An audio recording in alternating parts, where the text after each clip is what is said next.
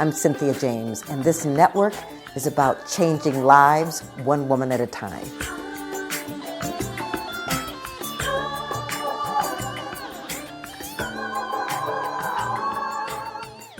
Hello and welcome to Women Awakening. I'm your host, Cynthia James. I have the distinct honor of introducing you to powerful women, extraordinary women, women who've taken control of their lives. They are change makers, and they're models for us to know what's possible. So I'm excited about doing that because what I know is this is the time on the planet for women emerging, for us to step into our power, into our light, and to bring our gifts to the planet. I do these every week, and so it's very exciting. And we're on Spotify, iHeart, we're on Spreaker, we're on Amazon, we're on YouTube. Subscribe, come back every week, and meet a fantastic woman. Well, the woman that I'm about to introduce you to has been in my life for quite a number of years, and we've had a lot of iterations, always sister friends, but we've been in business together. We've done a lot of different things. Her name is Hendry.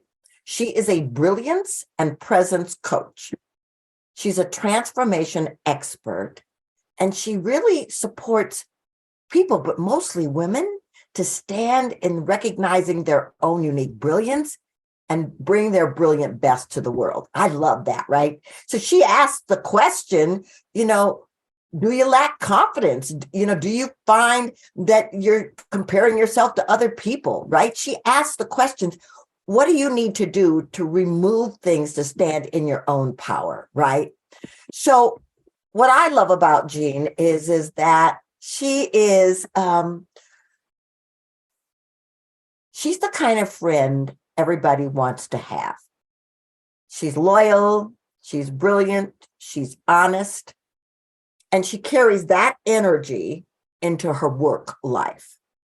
And so we will be discussing what the brilliance and the presence is, but Jean, welcome. I'm so glad you're here. Oh, thank you, dear friend Cynthia. I'm so delighted to be here. And, we've, like you said, we've been through so many different iterations, but it's fun to be here with you in this format. Well, I always start by asking my guests, how did you grow up? I'm sure you didn't come on the planet as a brilliance expert. So how did you come on the planet and how did you grow up? Well, so the first thing I want to say is I thought I did. I had, I thought that I had that. When I was about 6 or 7, I was really good at telling other people what they should do and what they should wear. And, I thought I knew it all. I got that slapped out of me pretty quickly. If we talk about my journey in this, it really was, we all teach from that place that we need to learn the most, right? And that was absolutely true for me.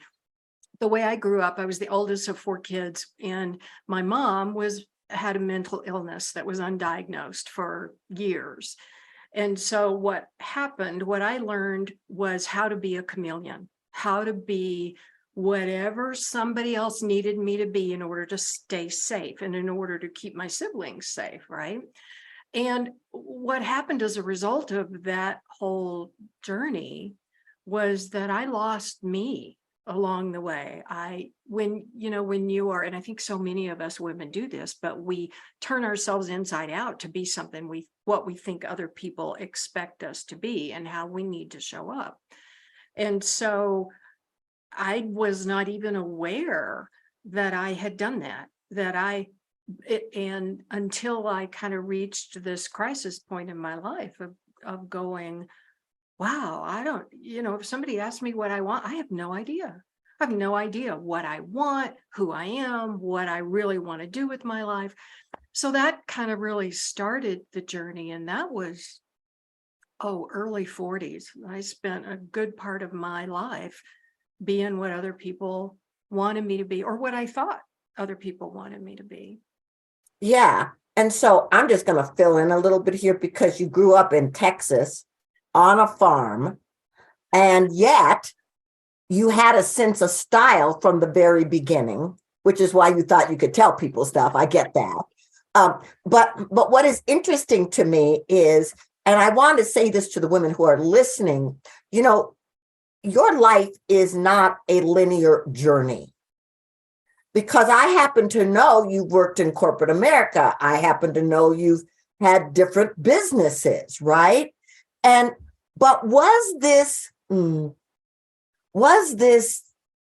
spark, was it in you in different forms that would lead you to where you are today, no matter where you were working or what you were creating? Yes, absolutely. Absolutely. But I didn't know that's what it was. It's one of the things I've had to learn is what's the difference in something that comes from here versus something that comes from here, right? And that's been a journey in and of itself to connect with that feeling, that spark, that intuition inside of you that says, this is what I want. So I joke a little bit about telling other women what to wear, but they tell us, what did you want to do as a kid? What was that for you? And for me, it was always dress up. I could spend hours playing dress up with old things or with this costume. And as I got older, my mother, in her more lucid moments, would say things like, Jeannie, I can't wait until you have your own boutique, your boutique, so, with her Southern accent. And those were things I had convinced myself weren't important. They were frivolous things, things, how you dress and how you look and all of that. I thought that was not substantial stuff and that I needed to do something more important with my life.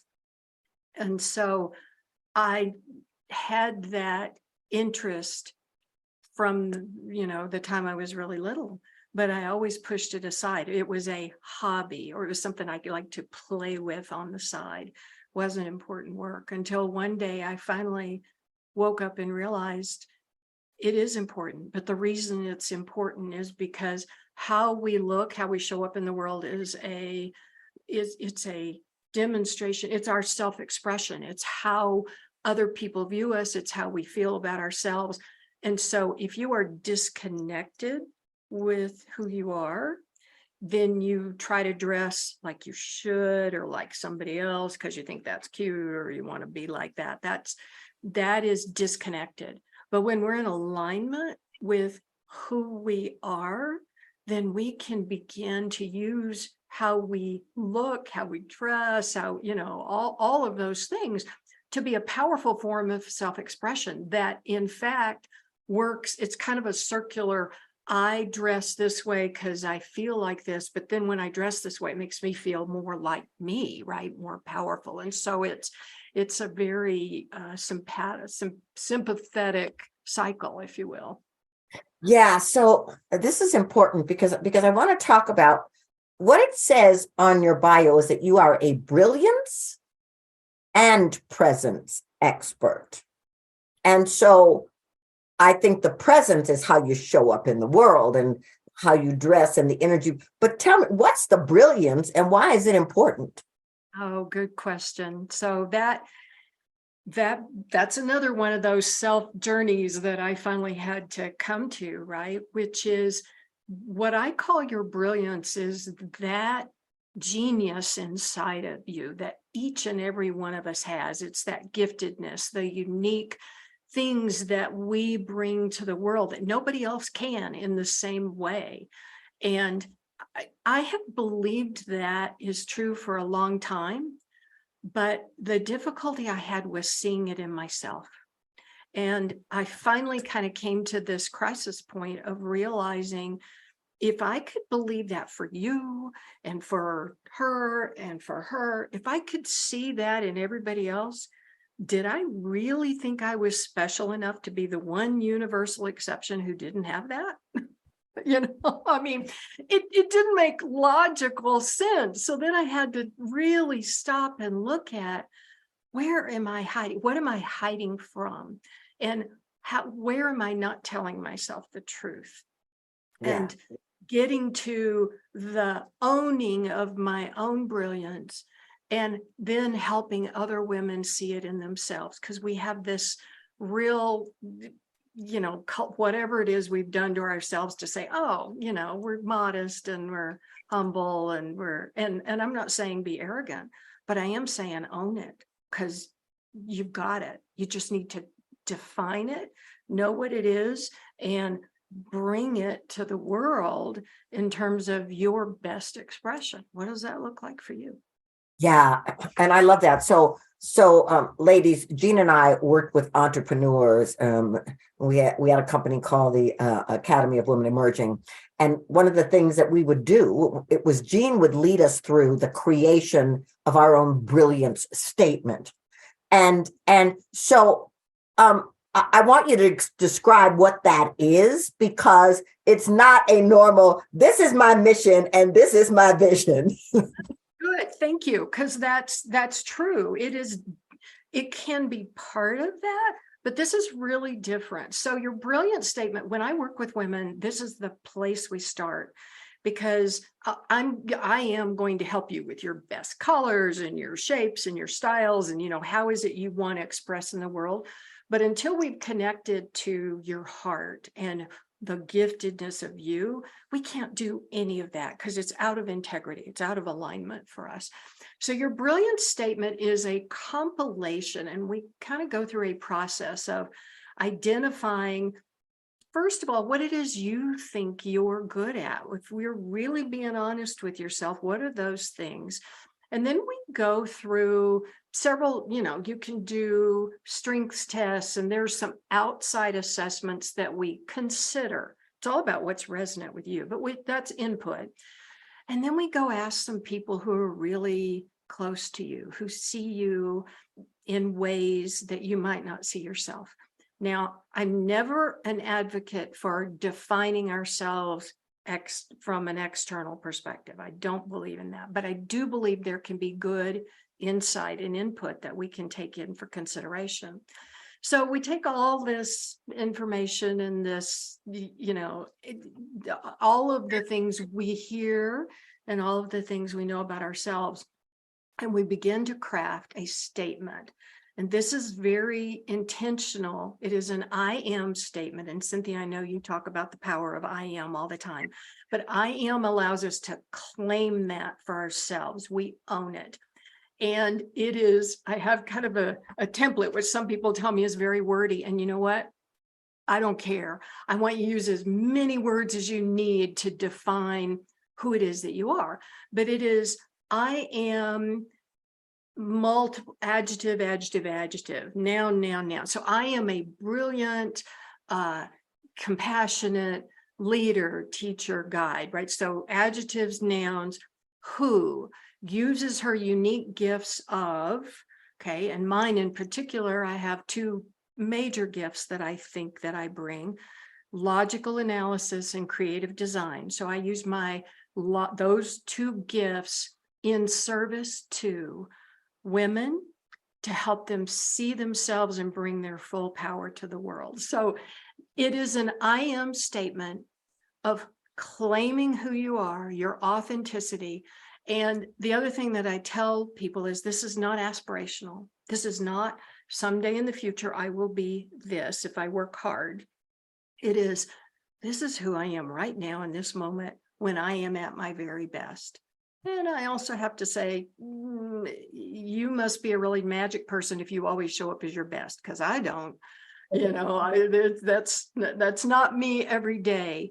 But I do wake up every day and I read that statement and I remind myself of who I am. And then you've also been through this process. I actually have women come up with something that they wear or that they carry or something that helps them remember that. So mine is this little ring that I wear every single day, which is the reminder. It holds my brilliance for me. And I put that on and I go, oh yeah, I remember who I am. Oh yeah, I got this.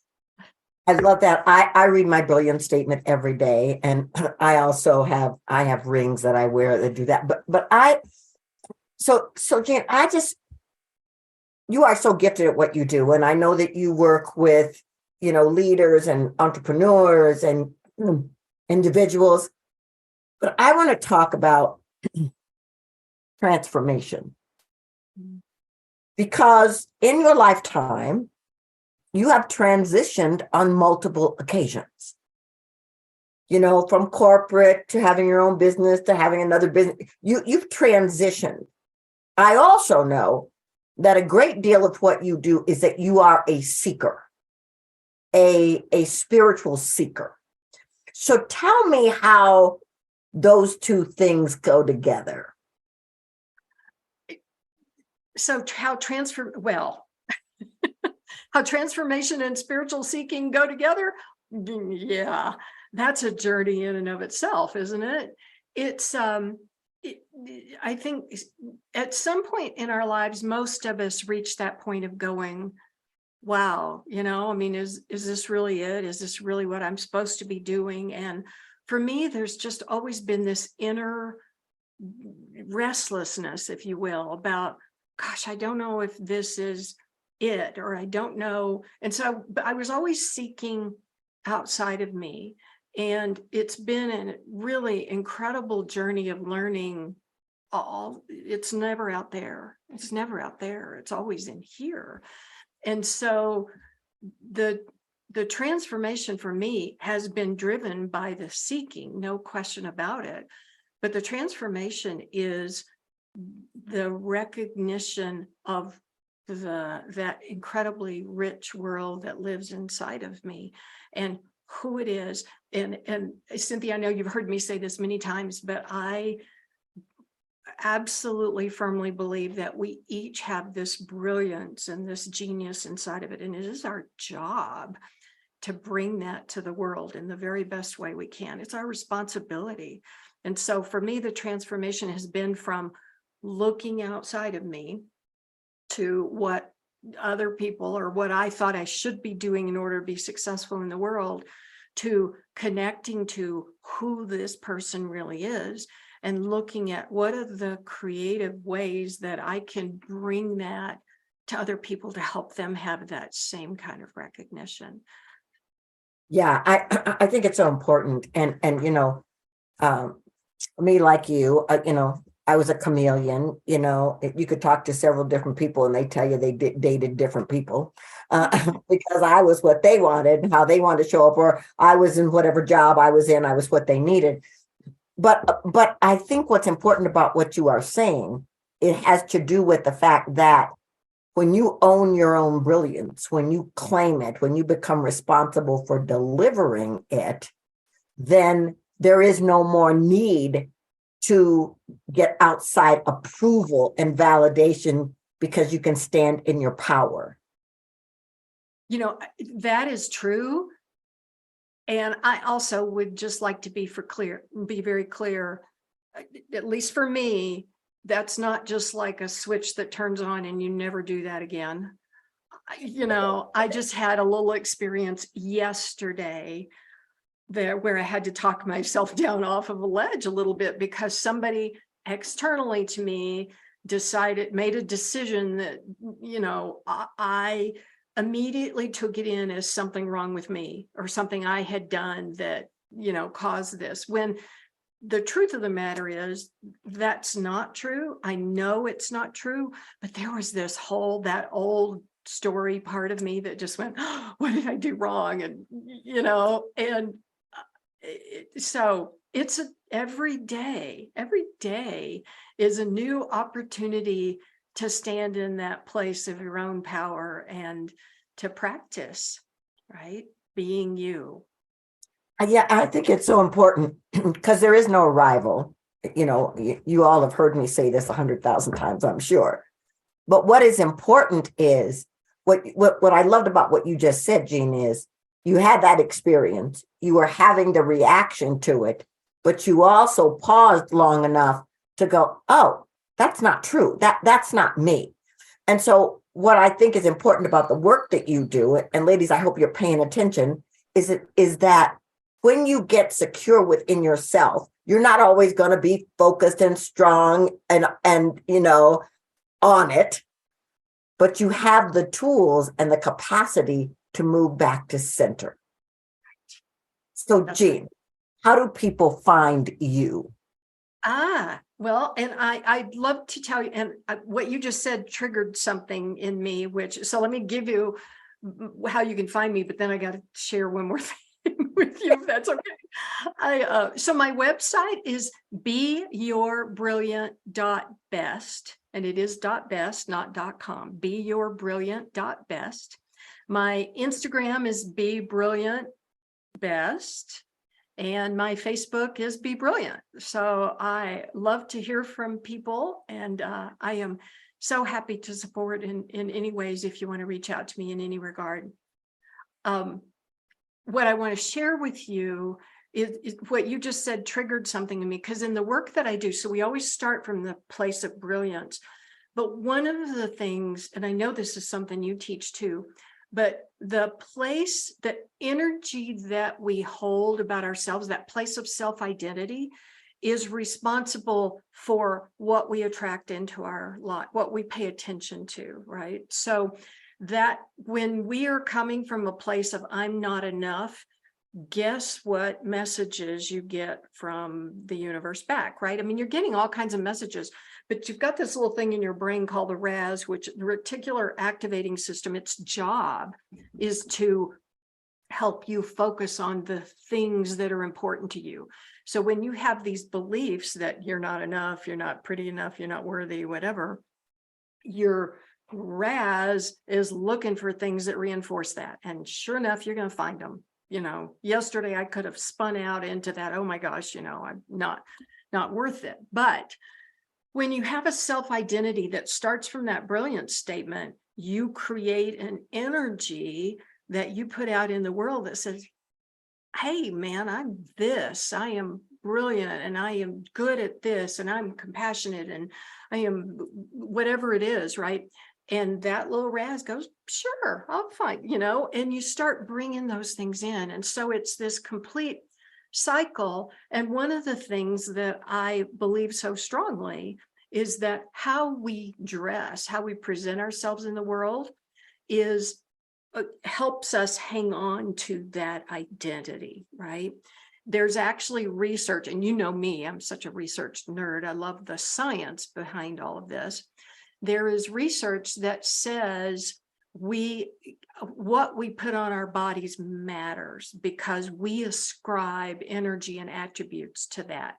So if I put on something that makes me feel powerful and strong and like my brilliance statement, it's going to carry the energy of that. So on those days when I kind of don't feel, all that great, but I put on those things that make me feel that, it actually increases your testosterone hormone, which is your confidence, and it decreases your cortisol, which is stress. And this is science that's actually related to how we dress. Isn't that cool? I'm sorry. I think that's incredible. No, it's incredible. And it's true. I mean, I've been practicing that for years. People say, why are you so dressed up? I'm like, I'm not dressed up. I'm just feeling good. I'm just bringing that here. So I love that, Jean. And I, ladies, I hope you will go and look her up, see what she does, what her offerings are. Jean, this show is called Women Awakening. And I ask the same last question of every guest. What do you think is the one thing that is the most important about women awakening today? So is the question, what's important about their awakening, or what do I encourage them to do? Well, what do you think is the most important thing for them? I think it is exactly what we've been talking about. It starts at home. You got to recognize who you are and appreciate and bring your brilliance, your confidence, not your arrogance, and not your humbleness. So stand in your power and do what is yours to do, because when we are modeling for each other, we give everybody permission to show up in our brilliance. I love that. Okay, ladies, if you missed any of it, rewind and listen. Jean, thank you so much for being here. I love what you're doing in the world. I love that you're in my life and that you have blessed me so often with your gifts. Thank you so much for having me, Cynthia. I adore you, and I'd love to hear from anyone that I can support. So, ladies, I'm going to say the same thing to you I say every week in a different form. Hey, you're it. You're fabulous. You're powerful. You're dynamic. And yes, you are brilliant. There's a genius that lives inside of you that is ready in this moment to come out and shine. So take a leap. Jean and the women that I introduce you to are models. They're saying, this is the possibility. I love you. I hope you will come back every week and meet another woman and know that I'm so honored to walk this path with you. Many blessings.